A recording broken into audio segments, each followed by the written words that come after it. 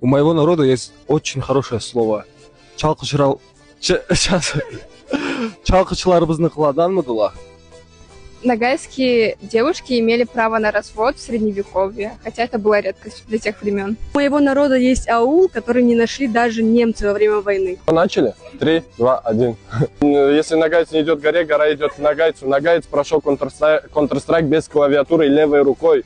Когда нагайц заходит в воду, это не нагайц становится мокрым, а вода становится нагайской. Все, фактов достаточно.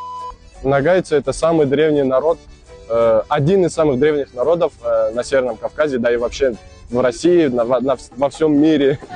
Сокращается, проживает в России около 218 тысяч человек. До Кавказской войны адыги населяли почти весь Ставропольский и Краснодарский край. Когда девушки заходят в церковь, им обязательно нужно быть в юбке и в платке, а когда мужчины заходят в церковь, им обязательно нужно снять головной убор. Сказка про Эмигена имеет довольно много разновидностей. И в одной из разновидностей Эмигена победили, когда один хитрец позвал его на бойню к реке. Он был весь в сене, он упал в реку, и из-за тяжести он не смог выбраться.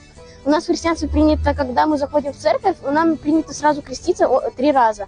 И когда у нас у русских есть очень много разных праздников. Это, например, как Пасха,